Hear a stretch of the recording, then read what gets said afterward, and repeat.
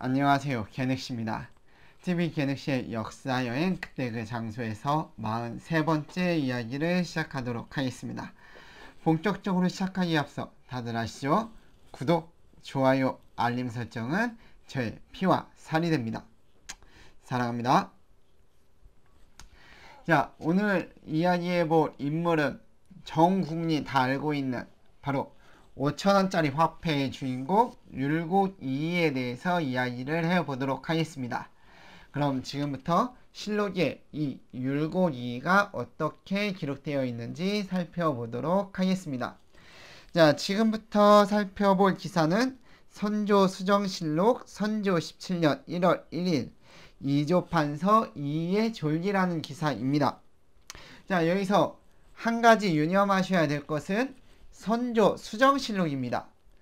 그냥 선조실록을 찾아보면 어떻게 나오냐면 선조 17년 1월 16일 이조판서 2의 졸기라는 제목으로 이조판서 2가 절하였다. 이 한 줄만 딸랑 적혀 있습니다.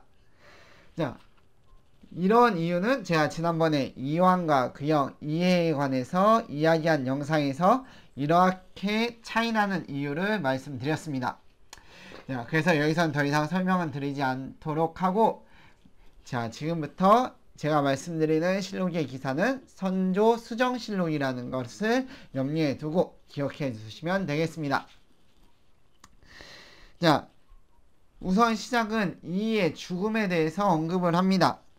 자, 이는 병조판서로 있을 때부터 과로로 인하여 병이 생겼는데 이때에 이르러 병세가 악화되었으므로 상위 의원을 보내 치료하게 하였다. 이를 다 받아쓰자 호흡이 끊어졌다가 다시 소생하더니 하루를 넘기고 졸하였다. 향년 49세였다. 자, 이렇게 기록이 되어 있습니다. 자, 미인 박명이라고 하였던가요? 조선 최고의 천재라고 불리우는 이의 생은 그리 길지 않았습니다.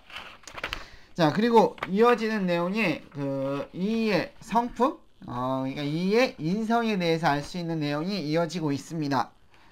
자, 발인하는 날에는 멀고 가까운 곳에서 집결하여 전송하였는데 횃불이 하늘을 밝히며 수십 리에 끊이지 않았다. 이는 서울에 집이 없었으며 집안에 남은 곡식이 없었다. 친구들이 수와 부위를 거두어 염하여 장례를 치른 뒤 조그만한 집을 사서 가족에게 주었으나 그래도 가족들은 살아갈 방도가 없었다. 이렇게 기록이 되어 있습니다. 자, 옛말에 그런 말이 있습니다. 정승집 개가 죽으면 문정성시지만 정승이 죽으면 텅텅 빈다. 이런 말이 있는데 율곡이는 이에 해당하지 않는 인물이었던 것 같습니다.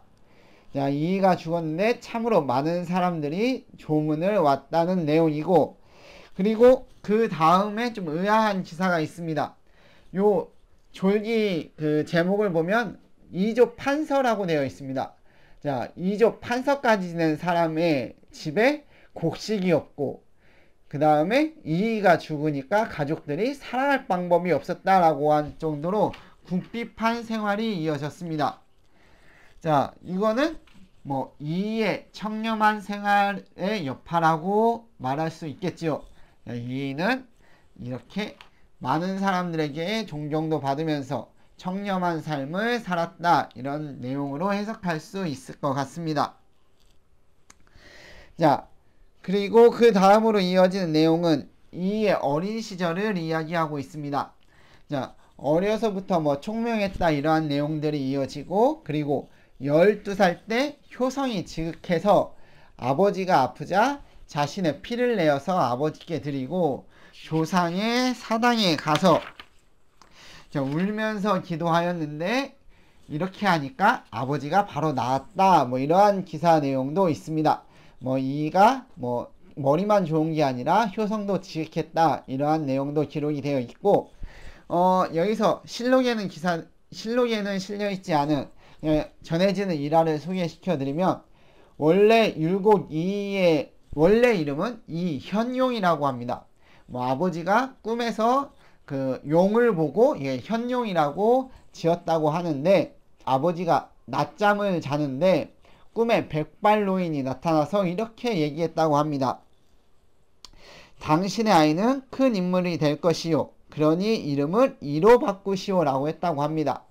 그래서 아버지가 내 아들은 용을 보고 낳은 아이라서 현용이라고 했는데 이름을 바꾸라니요 라고 묻자 백발노인이 이란 귀걸이를 뜻하는데 매우 귀한 것을 말합니다. 그러므로 꼭 바꿔야 합니다. 이렇게 이야기를 했다고 합니다. 그래서 이 현용에서 이로 이름을 바꾸게 되었다고 합니다. 자, 이의 이름에 대해서 일화를 잠깐 소개시켜 드렸고, 이제 이어지는 기사 내용을 말씀드리도록 하겠습니다. 자, 어머니가 돌아가시자 비탄에 잠긴 나머지 잘못 선하게 물이 들어 19세에 금강산에 들어가 불도를 닦았는데 승려들 간에 생불이 출현했다고 소문이 자자하였다. 그러나 얼마 후에는 잘못된 행동임을 깨닫고 돌아와 정하게 전념하였는데 스승의 지도를 받지 않고도 도의 큰 근본을 환하게 알고서 정밀하게 분석하여 철저한 신념으로 힘써 실행하였다라고 기록이 되어 있습니다. 자, 어린 시절 잠깐 절에 들어가서 스님이 된 적이 있다고 기록이 되어 있습니다. 자, 이 부분 때문에 훗날에 그 이의를 시기, 비판, 공격하는 사람에게 빌미를 제공하는 그러한 일이 됩니다. 그리고 훗날 이의가 이황과 주고받은 서신에서 이의가 본인이 어렸을 때 절에 들어가 중이 됐던 것을 후회한다라는 내용의 서신을 보낸 적도 있다고 합니다. 자, 당시는 뭐 다들 아시다시피 불교를 억제하는 정책을 폈기 때문에 자, 이러한 것들은 어찌 보면 당연한 결과로 이어지는 이야기일 수도 있습니다. 자, 다음으로 실록 내용을 살펴보면 뭐 이후에는 과거에 급제했다는 내용, 근데도 뭐 청현직을 여러 번 사양했다는 내용, 그 다음에 뭐 노래를 즐기고 놀이를 할 때도 예의를 지켰다라는 내용들이 이어지고 있습니다. 이의 과거 급제는 유명한 이야기죠. 구도장원이라고 해서 과거에 9번 합격했다라고 해서 조선에 둘도 없는 기록을 가지고 있는 율곡이인데요. 자, 그 과거 급제 내역을 잠깐 살펴보면은 자, 13살의 진사시 초시장원, 21살의 진사시 복시장원, 23살의 별시장원, 29살의 생원시 초시장원, 생원시 복시장원, 진사시 초시장원, 식년시 초시장원, 복시장원, 전시장원 이렇게 9번입니다. 자, 제가 옆에 조선시대의 과거 제도를 잠깐 띄워놨는데 요 대가를 보기 위해서는 속과에 합격을 해야 되는 겁니다. 율곡이는 이 속과를 속과 4개 중에 3개를 장원으로 급제하였고 그 다음에 대가 3개를 전부 장원으로 합격을 했습니다. 자, 이렇게 되면 좀 숫자가 안 맞죠? 자, 한 번은 이제 별시라고 해서 수시 같은 거를 봤는데 거기에도 수시 장원을 한 거고 그 다음에 위에 이제 속과에 2번 응시해서 2번 장원급제를 추가로 한 그러한 기록 때문에 9번 장원급제를 하게 된 것입니다. 실로 조선에 둘도 없는 천재며 조선에 둘도 없는 기록을 가지고 있는 율곡이입니다. 자, 이러한 천재가 거기에 몸에 예의 범절이 배어 있다. 자, 실로 그냥 모든 것을 다 갖췄다는 뭐 그러한 느낌을 주는 율곡이입니다.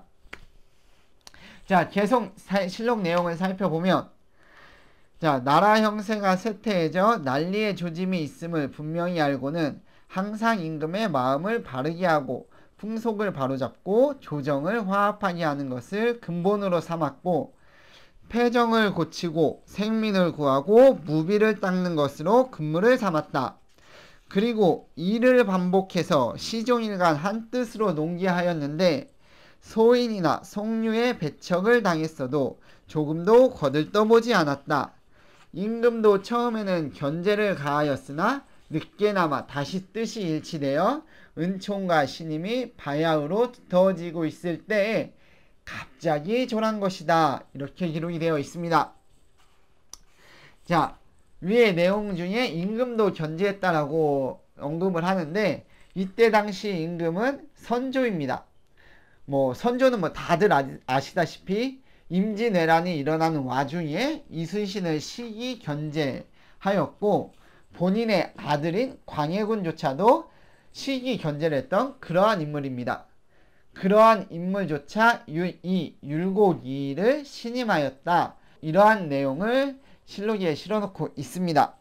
자, 실록에 칭찬만 있는 것은 아닙니다. 자, 이어서 내용을 살펴보면 한 시대를 구제하는 것을 급선무로 여겼기 때문에 물러났다가 다시 조정에 진출해서도 사류를 보합시키는 것으로 자신의 임무를 삼아 사심없이 할 말을 다 하다가 주위 사람들에게 꺼리는 대상이 되었는데 마침내 당인에게 원수처럼 되어 거의 큰 화를 면치 못할 뻔하였다.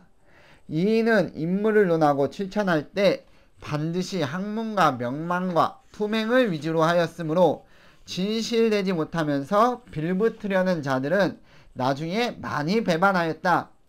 그래서 세속의 여론은 그를 너무도 현실에 어둡다고 지목하였다. 자, 이렇게 이의 부족한 점을 이야기해 놓았습니다. 자, 보통 천재들은 현실 감각이 없다고 이야기를 많이 하죠. 자, 율곡이도 현실 감각이 없었던 것 같은데 근데 이를 좀 약간 다르게 보면 그렇게 얘기할 수도 있습니다. 이 율곡이가 시대를 앞서 나가는 이야기, 시대를 앞서 나가는 생각을 했기 때문에 당시에는 현실 감각이 없게 느껴졌다라고 이렇게 바꿔 얘기할 수도 있을 것 같습니다. 제가 이렇게 이야기한 이유는 그 바로 다음 실록 기사 내용에 이러한 내용이 있기 때문입니다. 자, 이의가 졸한 뒤에 편당이 크게 기세를 부려 한쪽을 제거시키고는 조정을 바로잡았다고들 하는데 그 내부에서 다시 알력이 생겨 사부노열이 되어 마침내 나라에 무궁한 화근이 되었다. 그리하여 임진왜란 때 이르러서는 강토가 무너지고 마침내 기울어지는 결과를 빚고 말았다. 이가 평소에 미리 염려하여 먼저 말했던 것이 사실과 부합되지 않는 것이 없었다. 그래서 그가 건의했던 각종 편의책들이 다시 추후에 채택되었는데 국민과 민원이 모두 이인은 도덕과 충의의 정신으로 꽉 차 있어 흠잡을 수 없다고 칭송하였다. 이렇게 이야기를 하면서 실록을 마무리하고 있습니다. 자, 말씀드렸듯이 이의가 했던 말들이 추후에는 다 맞았다. 시간이 지나면 다 맞았다. 이러한 실록 기사 내용입니다. 자, 조선 역사상 최고의 천재라고 불리우는 율곡이의에 대해서 실록에 어떻게 기록이 되어 있는지 한번 살펴보았습니다. 자, 마지막으로 이 기사에 이의의 성품에 대해서 이야기한 부분이 있는데 이 부분을 이야기하고 오늘 영상을 마치도록 하겠습니다. 자, 이의는 타고난 기품이 매우 고상한 데다가 수양을 잘하여 더욱 높은 경지에 나아갔는데 청명한 기운에 온화한 분위기가 배어 나오고 활달하면서도 과감하였다.